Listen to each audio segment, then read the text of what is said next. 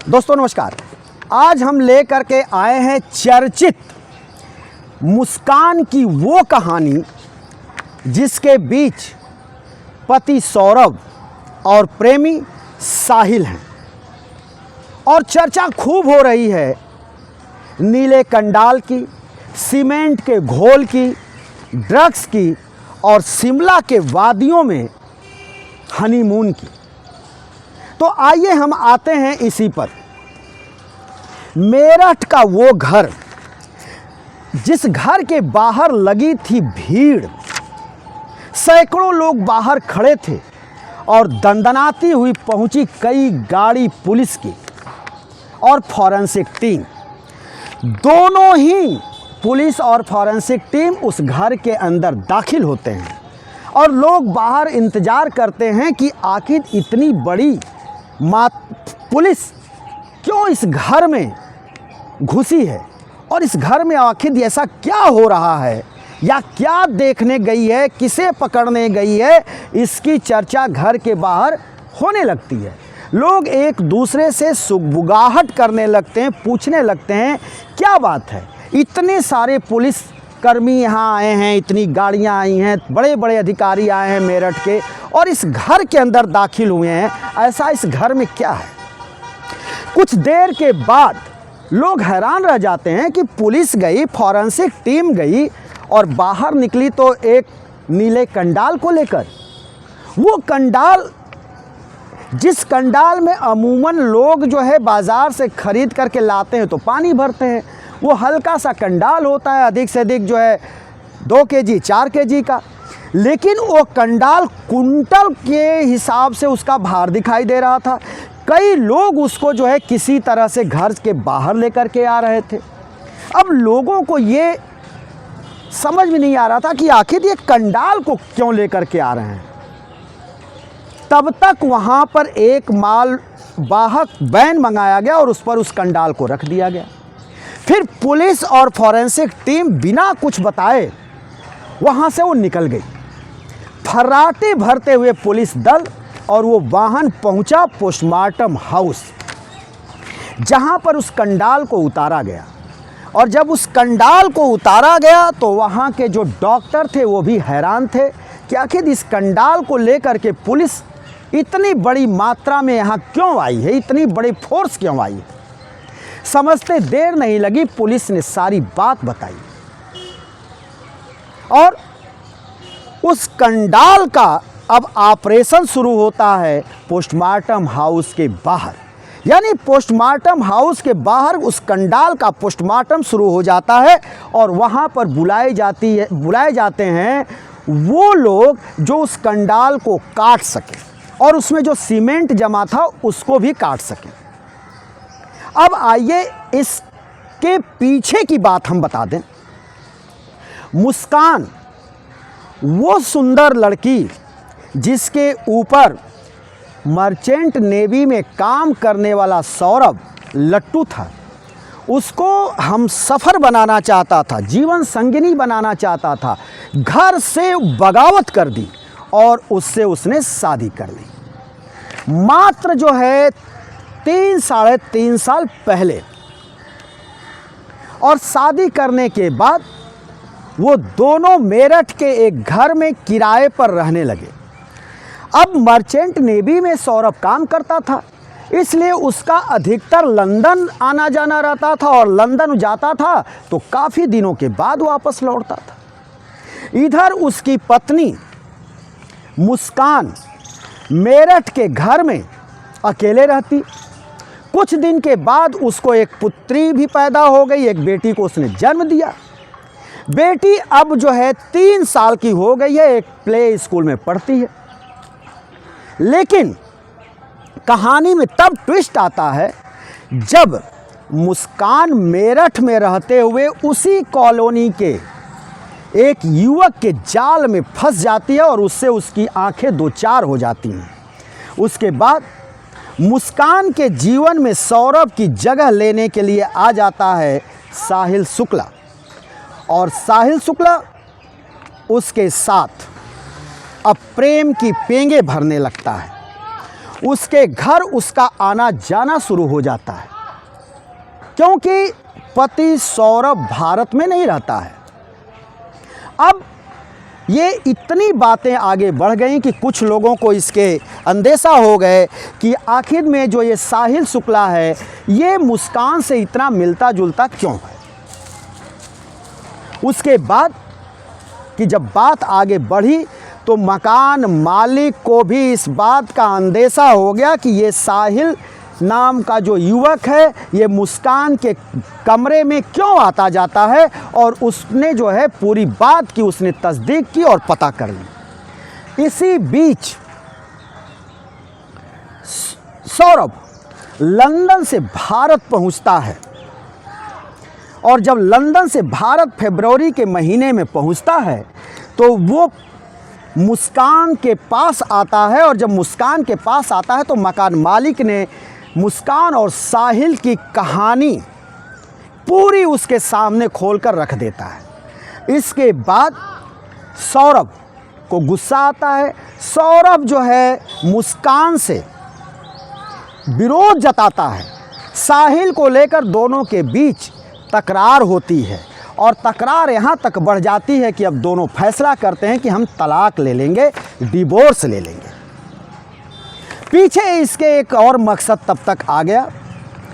अब जो है मुस्कान अपने प्रेमी साहिल से मिलकर प्लान को पुख्ता करने में जुट गई कि अब किसी तरह से अब इस सौरभ को रास्ते से हटाना ही होगा। इसको सोच करके मुस्कान ने अपनी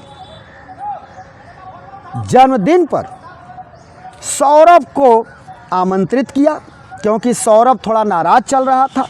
सौरभ जो है सोचा कि मामले को निपटा लिया जाए, इसलिए सौरभ 28-25 फरवरी को पहुंचता है मुस्कान के पास, और धूमधाम से अपनी पत्नी मुस्कान का वो जन्मदिन सेलिब्रेट करता है।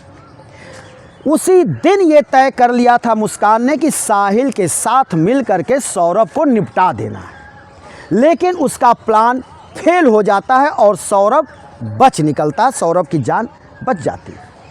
लेकिन अभी इसके सातिराना दिमाग में यही चल रहा होता है कि अब जल्दी से जल्दी सौरभ को निपटाना है। तो पूरे उसने जो है तय प्रोग्राम और साजिश के तहत अपने 3 साल की बेटी जो प्ले स्कूल में पढ़ती होती है उसको अपने मायके अपने मम्मी और पापा के पास छोड़ आती है, और घर में वो सौरभ के साथ रहने लगती है।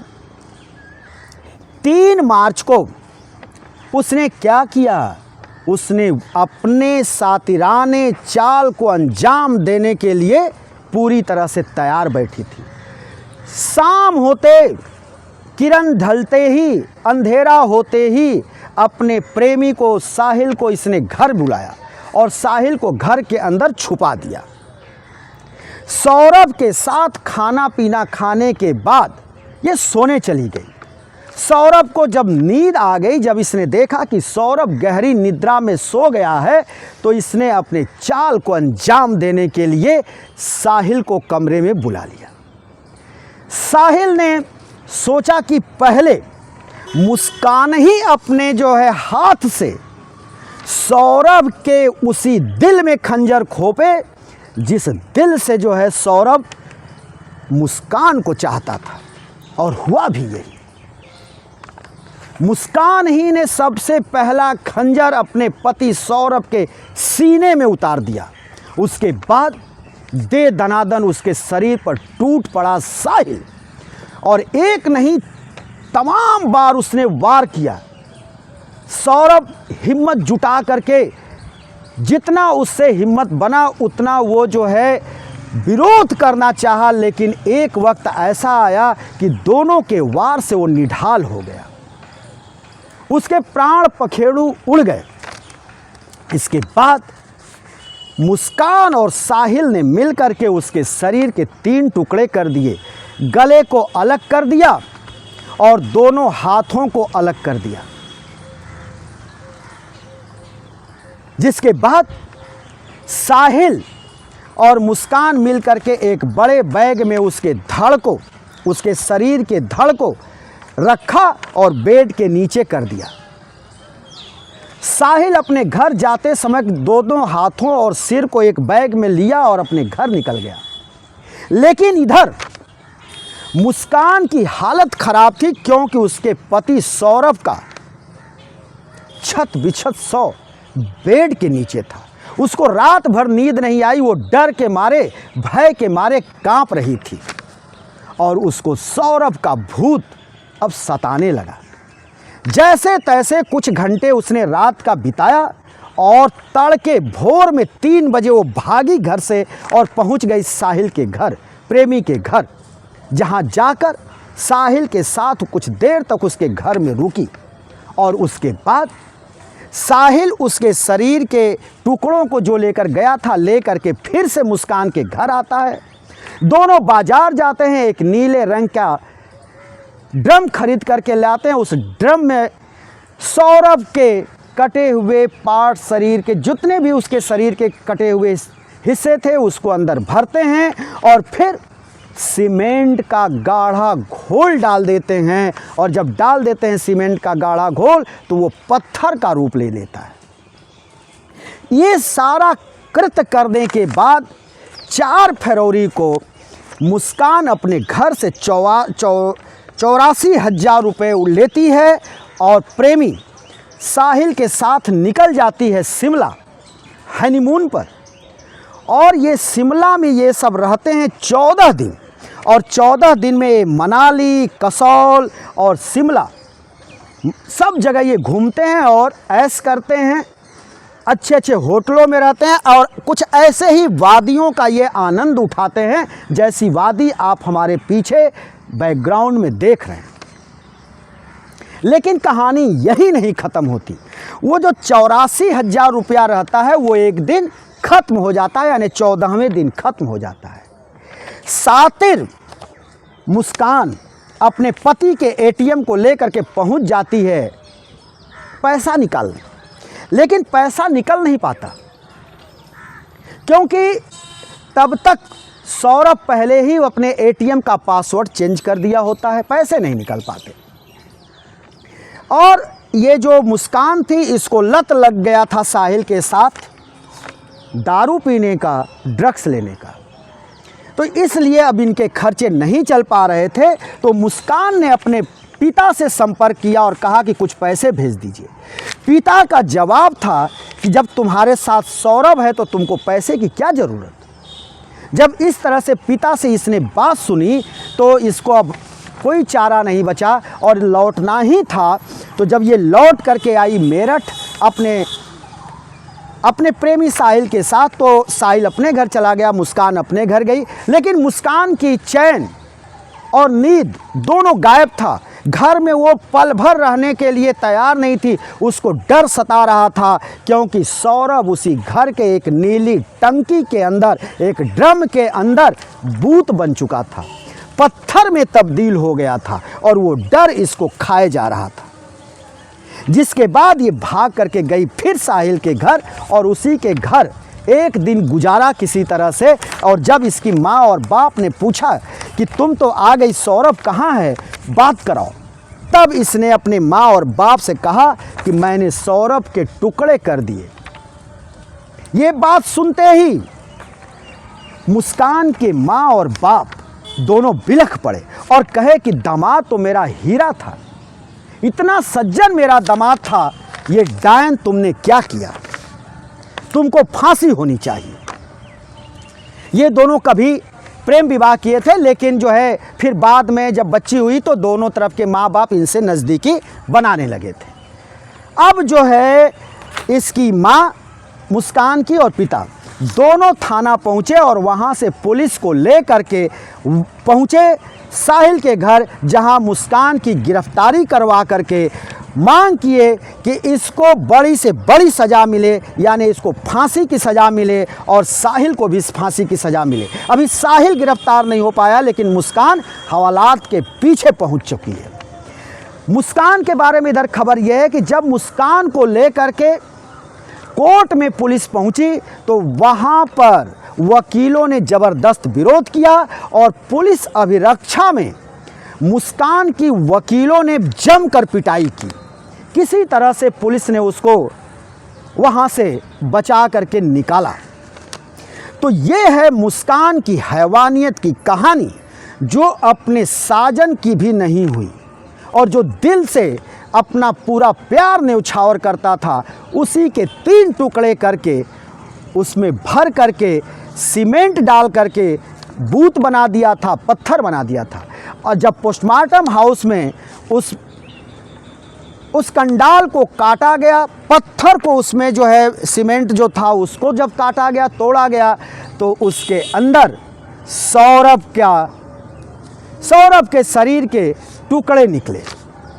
ये हैरान कर देने वाली, परेशान कर देने वाली खबर है और इससे सावधान भी रहना चाहिए।